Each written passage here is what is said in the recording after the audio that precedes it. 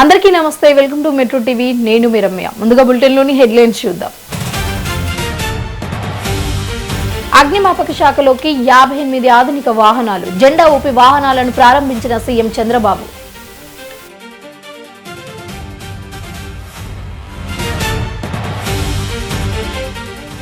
CM Revanth Reddy అధ్యక్షతన cabinet భేటీ, సచివాలయంలో ప్రారంభమైన మంత్రివర్గ సమావేశాలు.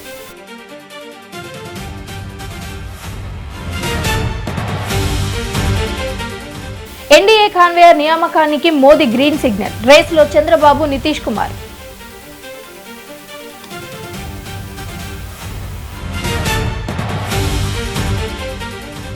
సూర్యాపేటలో సంచలనంగా భార్యాభర్తల హత్య కేసు. ఈ హత్య కేసులో కానిస్టేబుల్ షరీఫ్ పై ఆరోపణలు.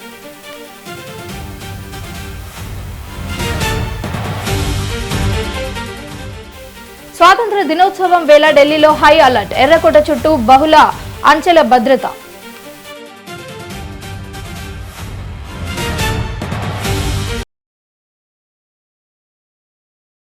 బులెటిన్లో డీటెయిల్స్ చూసుకుంటే, కేంద్రంలోని ఎన్డీఏకి కాన్వేయర్ ను నియమించే సూచనలు కనిపిస్తున్నాయి. ప్రతిపక్షం అటాకింగ్ కి మోడ్ లోకైతే రావడంతో కూటమి తరపున మరింత సమర్థంగా వ్యవహరించాల్సిన అవసరం ఉంది అని నాయకులు ప్రధానమంత్రి మోదీ దృష్టికి తీసుకెళ్లారు. ఇక అందుకు ఆయన సమ్మతించినట్లుగా తెలుస్తోంది. ఎన్డీఏ కాన్వేయర్ రేసులు ప్రధానంగా ఏపీ సీఎం చంద్రబాబు నాయుడు పేరు వినిపిస్తోంది.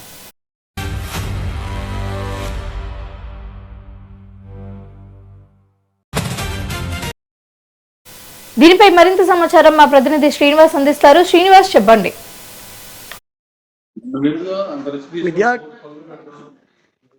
రానున్న రోజుల్లో ఎన్డీఏ తప్పనిసరిగా ఎన్డీఏ కన్వీనర్ ని ఎన్నుకునే పరిస్థితి కనపడుతుంది. ముఖ్యంగా కేంద్రంలో ఆ ఇండియా కూటమికి ధీటుగా ఎన్డీఏ కూడా ఎన్డీఏ కన్వీనర్ ను ఎన్నుకోవాలని ఆ పార్టీలందరూ కూడా ఆ పీఎం దృష్టికి తీసుకెళ్లినటువంటి నేపథ్యంలో త్వరలోనే ఎన్డీఏ కన్వీనర్ నియామకం జరుగుతున్నట్టు కూడా ప్రచారం జరుగుతుంది. ముఖ్యంగా చూస్తే కూటమి పార్టీలు మరింత సమర్థవంతంగా ముందుకెళ్ళడానికి, అలానే రానున్న ఎన్నికల్లో కూడా గెలిపే లక్ష్యంగా పనిచేయాలంటే తప్పనిసరిగా ఎన్డీఏని నడిపించేటువంటి ఎన్డీఏ కన్వీనర్ ఉండాలంటూ కూడా చెబుతున్నటువంటి పరిస్థితి కూడా ఉండటం జరిగింది. అందుకు భాగంగానే దానిలో దృష్టి పెడితే కనుక తప్పనిసరిగా ఆంధ్రప్రదేశ్ ముఖ్యమంత్రి చంద్రబాబు నాయుడు, అలానే నితీష్ కుమార్ ఇట్లా పేర్లు కూడా వినపడుతున్నటువంటి పరిస్థితి. అంటే ఇండియా కూటమి ఇప్పటికే కన్వీనర్ ను వాటిని నియమించుకొని ఆ దేశవ్యాప్తంగా కూడా ఆయా కార్యక్రమాలు సిద్ధం చేస్తున్న నేపథ్యంలో ఎన్డీఏ కూటమి కూడా త్వరలోనే ఎన్డీఏ కన్వీనర్ ను నియమించే అవకాశం కూడా కనపడుతుంది. దానిలో భాగంగానే ఆంధ్రప్రదేశ్ సీఎం చంద్రబాబు నాయుడుకు ఎన్డీఏ కన్వీనర్ అవకాశం కల్పించేటట్టుగా కూడా ప్రచారం ఉంది. అయితే ముందుగా చూసుకున్నట్లయితే కనుక ఎన్డీఏని సమర్థవంతంగా ముందుకు నడపాలి, రానున్న ఎన్నికల్లో కూడా గెలిపే లక్ష్యంగా పనిచేయాలి అనే విషయాలపైన ఈ దృష్టి పెట్టి ఈ నిర్ణయం తీసుకునే విధంగా కూడా కనపడుతుంది. అంటే ఇది కేవలం సోషల్ మీడియా ప్రచారమా, లేదు పూర్తి స్థాయిలో జరిగిద్ది అనేది కూడా వేచి చూడాల్సిన పరిస్థితి కనుక ఉంది. అయితే నితీష్ కుమార్ అలానే ఆ ఎన్డీఏకి సంబంధించి ఎన్డీఏ కూటమిలోనే ఉన్నారు. అలానే చంద్రబాబు నాయుడు ఎన్డీఏ కుటుంబం నేపథ్యంలో ఈ ఇరువురు పేర్లే ప్రత్యేకంగా వినపడుతున్నటువంటి పరిస్థితి కూడా ఉంది. వీరిలో ఎవరికి అవకాశం ఉంటుందో లేదో చూడాల్సిన పరిస్థితి కనుక ఉంది.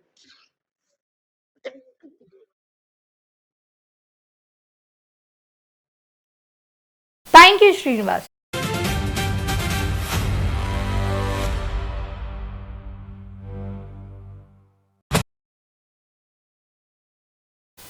అమరావతిలో రాష్ట్ర అగ్నిమాపక శాఖకు 40 కోట్లతో సమకూర్చిన 58 ఆధునిక ఫైర్ ఫైటింగ్ వాహనాలనైతే సీఎం చంద్రబాబు జెండా ఊపి ప్రారంభించారు.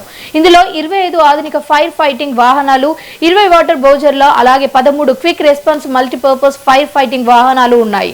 ఇక గ్రామీణ అటవీ ప్రాంతాలలో అత్యవసర పరిస్థితులను ఎదుర్కొనేందుకు 25 వాహనాలు, భారీ అగ్నిమాపక ప్రమాదాలలో నిరంతరం నీటి సరఫరాకు 20 వాటర్ బౌజర్లు వినియోగించనున్నారు. ఇరుకైన రద్దీ ప్రాంతాలలో వేగంగా చేరుకునేందుకు 13 క్విక్ రెస్పాన్స్ వాహనాలను అందుబాటులోకి తెచ్చారు. ఇక తొలి దశలో 33 కోట్లతో 65 వాహనాలను ప్రభుత్వం అందుబాటులోకి తెచ్చింది. కార్యక్రమంలో అయితే హోంమంత్రి అనిత, అలాగే అగ్నిమాపక శాఖ డీజీ వెంకటరమణ అధికారులు పాల్గొననున్నారు.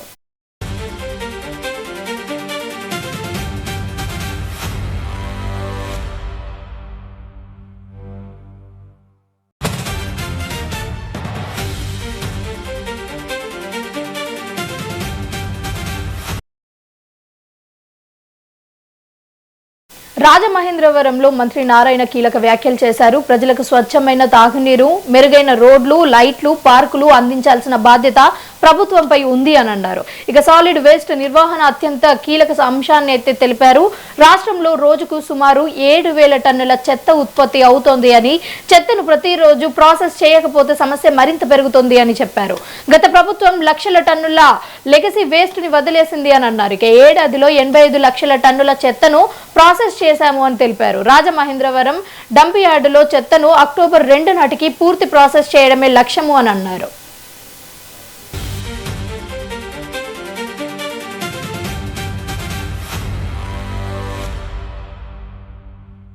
ప్రజలకి ఫస్ట్ కోరుకునేది ఏంటంటే సాలిడ్ వేస్ట్, ప్రతిరోజు ఇంట్లో నుంచి వచ్చే చెత్తని ఎప్పటికప్పుడు తరలించాలని, అదేవిధంగా యూజ్డ్ వాటర్, బాత్రూములు, కిచెన్లు, టాయిలెట్స్ నుంచి వచ్చే వాటర్ని ట్రీట్ చేసి డ్రైన్ ద్వారా పంపించాలని, తాగటానికి చక్కటి నీరు, స్వచ్ఛమైన నీరు, రోడ్లు, లైట్స్, తర్వాత పార్కులు, కమ్యూనిటీ హాల్స్ కోరుకుంటారు.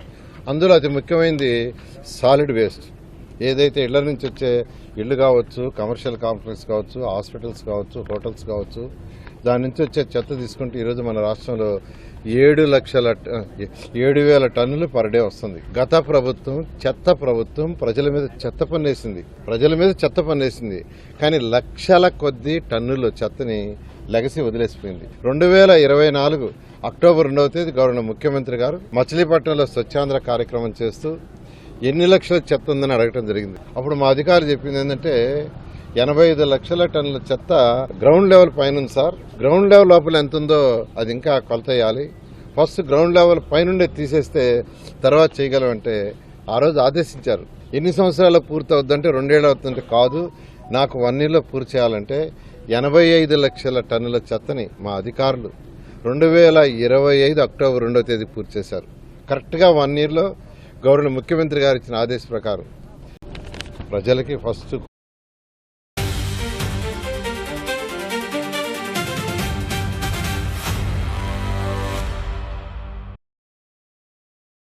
విశాఖలో హర్ఘర్ తిరంగా ర్యాలీ ఉత్సాహంగా నిర్వహించారు. కాళీమాత ఆలయం వద్ద ప్రారంభమైన ర్యాలీని జిల్లా రెవెన్యూ అధికారి ఎం విశ్వేశ్వర నాయుడు జెండా ఊపి ప్రారంభించారు.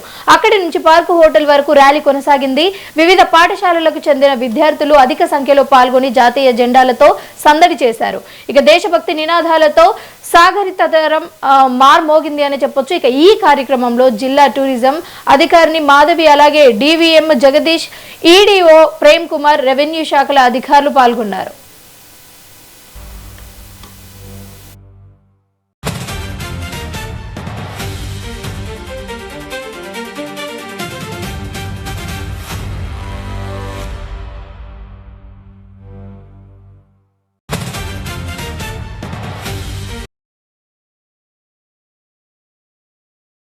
ప్రధానమంత్రి మోదీకి తమిళనాడు ముఖ్యమంత్రి విజయ్ కీలక విజ్ఞప్తి చేశారు. లోక్సభలో ప్రస్తుతం ఉన్న 543 స్థానాలను అలాగే ఉంచి మహిళల రిజర్వేషన్లను చేపట్టాలి అని కోరారు. ఇక పార్లమెంట్ లో రాష్ట్రాల వారి సీట్ల కేటాయింపును అలాగే ఉంచాలి అని సూచించారు. వచ్చే లోక్సభ ఎన్నికలతో పాటు ఆ తర్వాత జరిగే అసెంబ్లీ ఎన్నికలలో మహిళలకు 33% రిజర్వేషన్లు అమలు చేయాలి అని విజయ్ కోరారు.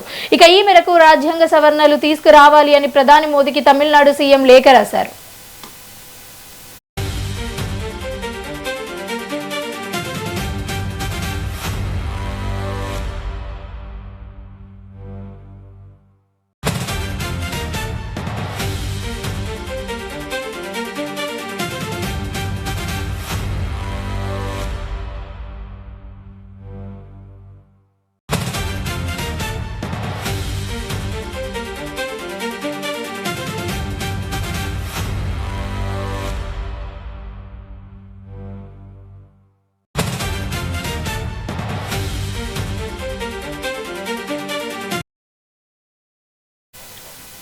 పార్లమెంట్ డిటర్మినేషన్ వ్యతిరేకంగా తమిళనాడు అసెంబ్లీ తీర్మానం చేసింది. జనాభా ప్రతిపాదికన నియోజకవర్గాల పునర్విభజన జరిగితే దక్షిణాది రాష్ట్రాలకు రాజకీయ ప్రతినిత్యం తగ్గే ప్రమాదం ఉంది అని ప్రభుత్వం ఆందోళన వ్యక్తం చేస్తోంది. ఇక 71 తర్వాత జనాభా లెక్కలను ఆధారంగా చేసుకుని సీట్ల కేటాయింపులో మార్పులు చేస్తే దక్షిణాదికి శాశ్వత అన్యాయం జరుగుతోంది అని అసెంబ్లీ తీర్మానంలో తెలిపింది.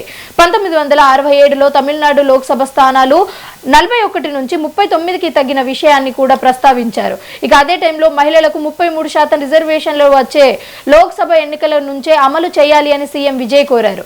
ప్రస్తుతం 543 సీట్ల సంఖ్యను పెంచకుండా అందులోనే మహిళలకు 33% ప్రాతినిధ్యం ఇవ్వాలి అని అయితే అసెంబ్లీలో తీర్మానం చేశారు. లోక్సభ ఎన్నికలతో పాటు ఆ తర్వాత జరిగే అసెంబ్లీ ఎన్నికలలో కూడా మహిళల రిజర్వేషన్లు అమలు చేయాలి అని ప్రధాని మోదీకి విజయ్ కోరారు.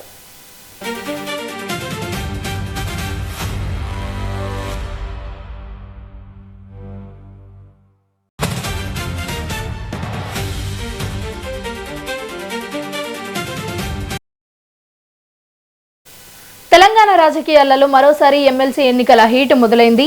అధికార కాంగ్రెస్ లో టికెట్ కోసం తీవ్ర పోటీ నెలకొంది. హైదరాబాద్, రంగారెడ్డి, మహబూబ్ నగర్, నల్గొండ, వరంగల్, ఖమ్మం, పట్టభద్రులు ఎమ్మెల్సీ స్థానాల కోసం అయితే యువ నేతలు, సీనియర్లు గట్టిగా ప్రయత్నిస్తున్నారు.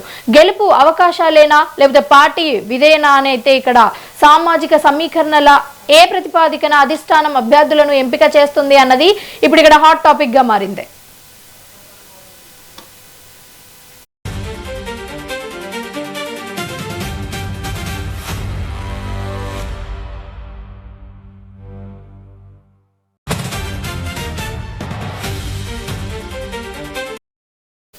పట్టభద్రుల ఎమ్మెల్సీ ఎన్నికలు కేవలం 2 స్థానాలకే పరిమితం కావు. రాబోయే స్థానిక సంస్థల ఎన్నికలు తదుపరి రాజకీయ వ్యూహాలకు సెమీఫైనల్ గా అవకాశం ఉంటుంది. ఇక అధికారులు కాంగ్రెస్ ఏ ఎన్నికలలో విజయం సాధిస్తే ప్రభుత్వంపై ప్రజలలో విశ్వాసానికి నిదర్శనంగా ప్రచారం చేసుకునే అవకాశం ఉంటుంది. ఇక ఆశించిన విధంగా ఫలితాలు రాకపోతే మాత్రం ప్రతిపక్షాలకు ఆయుధం అందినట్టే అని అవుతుంది అని అయితే అనుకుంటున్నారు. ప్రభుత్వంపై రాజకీయ దాడిని మరింత తీవ్రతరం చేసే అవకాశం ఉంది. సో పట్టభద్రుల ఎమ్మెల్సీ ఎన్నికల కాంగ్రెస్ కు కేవలం టికెట్ పంపిణీ వ్యవహారం కాదు, పార్టీలో నాయకత్వ సమన్వయం, అలాగే సామాజిక సమీకరణలు, గెలుపు వ్యూహం, భవిష్యత్తు రాజకీయ దిశను అయితే నిర్దేశించే కీలక పరీక్షగా మారింది.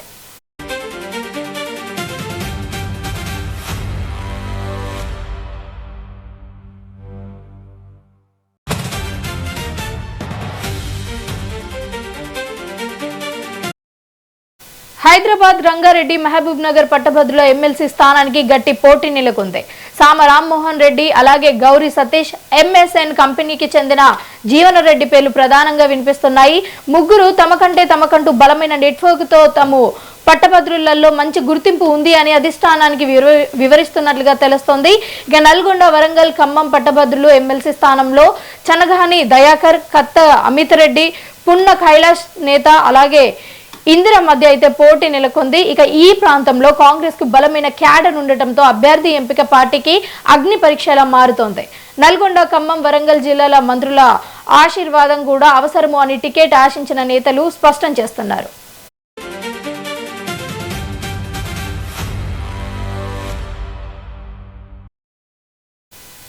ఈసారి టికెట్ కేటాయింపులో సీనియారిటీ ఒకటే ప్రమాదం కాదు అని అలాగే పార్టీ వర్గాలు చెబుతున్నాయి. పట్టభద్రులలో వ్యక్తిగత గుర్తింపు, గెలిచే అవకాశం, పార్టీ పట్ల విధేయత, సామాజిక సమీకరణలు, ఎన్నికల నిర్వహణ సామర్థ్యం, అలాగే ఆర్థిక బలం వంటి అంశాలను అధిష్టానం పరిశీలించే అవకాశం ఉంది.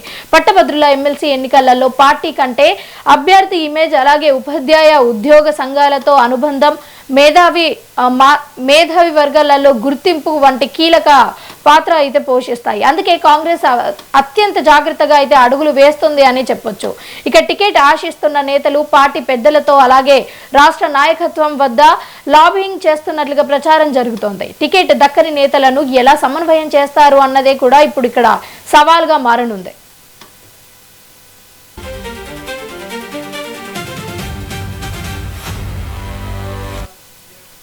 ఎమ్మెల్సీ ఎన్నికలలో కాంగ్రెస్ పై సహజంగానే అంచనాలు ఎక్కువగా ఉంటాయి.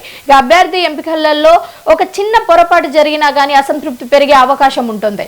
అందుకే గెలుపు గుర్రానికే టికెట్ ఇవ్వాలా లేకపోతే పార్టీ కోసం ఏళ్లుగా పనిచేసిన నాయకుడికి అవకాశం కల్పించాలా అనే అంశంపై అధిష్టానం తీవ్ర కసరత్తు చేస్తున్నట్లుగా చెప్తున్నారు.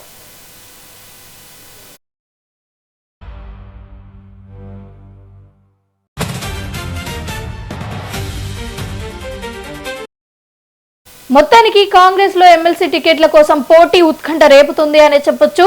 2 పట్టభద్రుల స్థానాలలో ఎవరికి అవకాశం దక్కుతుంది, టికెట్ ప్రకటించిన తర్వాత అసంతృప్తిని అధిష్టానం ఎలా చల్లారుస్తుంది అనేదే ఇప్పుడు ఇక్కడ ప్రశ్నగా అయితే మారుతోంది.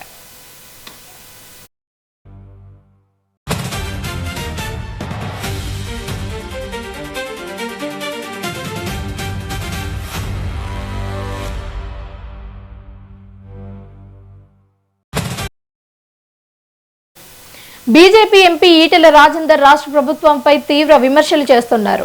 పేదల ఇళ్ల నిర్మాణానికి కేంద్రం నిధులు ఇస్తాము అన్న గతంలో కేసీఆర్ తీసుకోలేదు అని అన్నారు. ఇప్పుడు రేవంత్ ప్రభుత్వం నిధులు ఇస్తోంది అని అలాగే అడుగుతోంది అని, కానీ అవసరమైన ఫార్మేట్ లో వివరాలు ఇవ్వడం లేదు అని ఆరోపించారు. కేంద్రం ఉచితంగా రేషన్ బియ్యం ఇస్తున్న రేషన్ కార్డులపై సీఎం రేవంత్ అలాగే మంత్రి ఉత్తమ్ కుమార్ ఫోటోలు పెడుతున్నారు అని విమర్శించారు.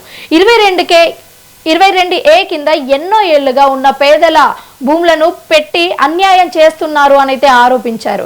ఇక ధరణి తప్పులకు సరిచేసేయకుండా భూములను 22Aలో పెడుతున్నారు అని అన్నారు. దీనిపై పెద్ద ఎత్తున ఉద్యమం చేపడతాము అని ఈటెల రాజేందర్ తెలిపారు. ప్రభుత్వమే, నరేంద్ర మోడీ గారి ప్రభుత్వమే బియ్యాన్ని రాష్ట్ర ప్రభుత్వానికి రూపాయి ఖర్చు లేకుండా ఉచితంగా ఇస్తా ఉంటే కార్డు మాత్రం ఇవాళ రేవంత్ రెడ్డి గారి ఫోటోను ఉత్తమ్ కుమార్ గారి ఫోటో పెట్టిస్తారట. ఎక్కడి న్యాయం ఇది? మేము ఎప్పుడు అంటలే, మేము మోడీ గారి ఇంట్లోకెళ్ళి ఇస్తున్నారు, భారతీయ జనతా పార్టీ ఇంట్లోకెళ్ళి ఇస్తున్నారు మేము అనట్లే.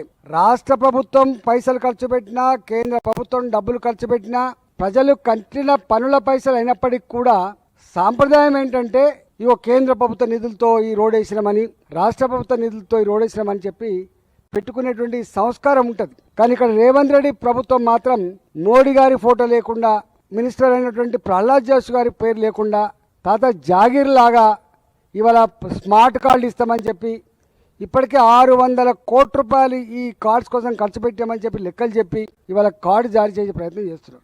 రేపు ఈ ప్రభుత్వం పోతుంది, ఇంకో 2 ఏళ్ళైతే మళ్ళీ కొత్త ప్రభుత్వం వస్తుంది, ఎవరో మళ్ళీ వాళ్ళు కార్డు ఇస్తారా?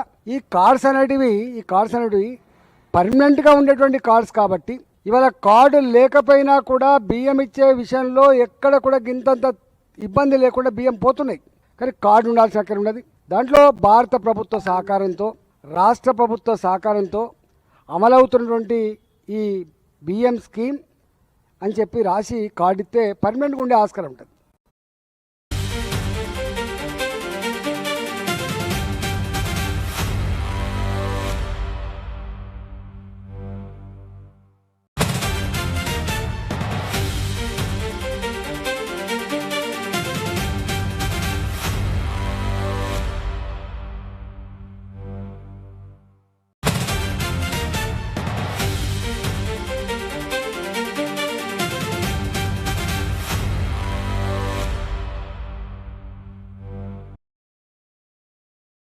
బులెటిన్లో షార్ట్ బ్రేక్ తీసుకుందాం.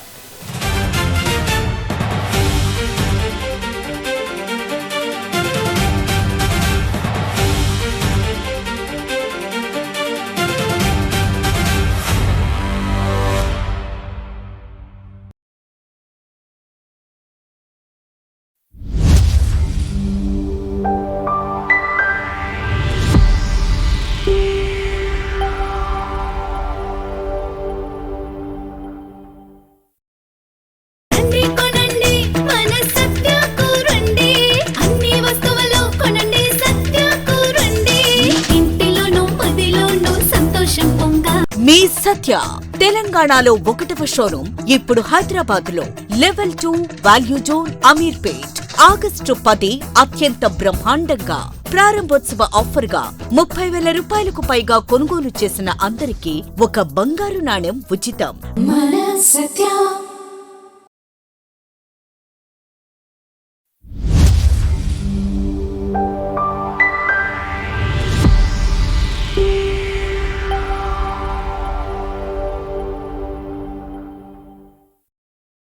అమ్మ లేకుంటే ఈ ప్రపంచమే లేదు. ఆమెను గౌరవించాలని నెత్తినోరు బాదుకుంటున్న పరిస్థితి. ఈ విషయంలో ఏనుగుల నుంచి మనం నేర్చుకోవాల్సింది ఎంతో ఉంది. అమ్మ ఏనుగు ఓ మందను కాపాడుతుందంటే నమ్ముతారా? అందుకే అవి ఆడ ఏనుగులను అత్యంత గౌరవంగా చూస్తాయి. ప్రపంచంలో ఏనుగులు అత్యంత తెలివైన జంతువులు. వాటి భారీ శరీరం కంటే వాటి అద్భుతమైన జ్ఞాపక శక్తి చిరస్థాయిగా నిలిచిపోతుంది. ఏనుగులు ప్రపంచంలోనే ప్రత్యేకమైన జీవులుగా పేరు తెచ్చుకున్నాయి. వీటి జ్ఞాపక శక్తి వాటి మనుగడకు, సామాజిక బంధాలకు వెన్నెముకగా నిలుస్తుంది. ఫ్రాంటియర్స్ ఇన్ ఏజింగ్ జర్నల్లో ప్రచురించిన అధ్యయనం ప్రకారం ఏనుగులు దశాబ్దాలుగా వందలాది వ్యక్తులను, వలస మార్గాలను, భావోద్వేగ అనుభవాలను గుర్తుంచుకోగలవు. ఏ విషయాన్నైనా అంత తేలిగ్గా మర్చిపోవు. ఆడ ఏనుగులు సంథింగ్ స్పెషల్. వాటిని మిగతా గజాలు గౌరవభావంగా చూస్తాయి. ఏనుగుల గుంపును మాతృమూర్తి అనే పెద్ద ఆడ ఏనుగు నడిపిస్తుంది. ఈ నాయకురాలి జ్ఞాపక శక్తి మొత్తం గుంపుకు ఒక దిక్చూచి లాంటిది. కరువు వచ్చినప్పుడు, ఎక్కడ నీరు దొరకకపోయినా ఆ మాతృమూర్తి తన పాత జ్ఞాపకాల ఆధారంగా సుదూరంలోని నీటి కుంటలను గుర్తు చేసుకుని మందను అక్కడికి నడిపిస్తుంది. అన్ని ఏనుగుల ప్రాణాలను నిలబెడుతుంది. ఏనుగులు కేవలం ప్రదేశాలే కాదు, చాలా విషయాలు గుర్తుంచుకుంటాయి. ఇతర ఏనుగుల ముఖాలను దశాబ్దాల పాటు గుర్తుంచుకుంటాయి. పాత స్నేహితులు కలిసినప్పుడు సంతోషంతో పలకరిస్తాయి. పెద్దగా ఘీంకారం చేస్తాయి. తొండాలతో నిమురుతాయి. వాటికి హాని చేసినా రక్షించిన మనుషుల ముఖాలు, దుస్తులు, ప్రవర్తన కూడా గుర్తుపెట్టుకుంటాయి. ప్రమాదకరమైన వ్యక్తులను చూస్తే భయపడతాయి. చనిపోయిన తమ కుటుంబ సభ్యుల ఎముకలను, దంతాలను చూసినప్పుడు అవి నిలబడి మౌనంగా బాధను వ్యక్తం చేస్తాయి. వేటాడడం అనేది ఏనుగుల మనుగడకు అతిపెద్ద ముప్పు. వేటగాళ్లు సాధారణంగా పెద్ద దంతాలున్న ఏనుగులను లక్ష్యంగా చేసుకుంటారు. ఒక మాతృమూర్తి చనిపోయినప్పుడు ఆ మంద దశాబ్దాల జ్ఞాపక శక్తిని కోల్పోతుంది. నీటి కుంటలు, ప్రమాద ప్రాంతాలు, సురక్షిత మార్గాల జ్ఞానం కోల్పోతాయి. మార్గదర్శకత్వం లేని చిన్న ఏనుగులు కరువు సమయంలో నీటిని కనుగొనడంలో, మాంసాహారుల నుండి తమను తాము రక్షించుకోవడంలో విఫలం కావచ్చు. వేటగాళ్ల వల్ల అపార నష్టం వాటిల్లుతుంది. సో వేటాడడం అనేది కేవలం ఏనుగుల జీవితాలను మాత్రమే కాదు, శతాబ్దాలుగా సేకరించబడిన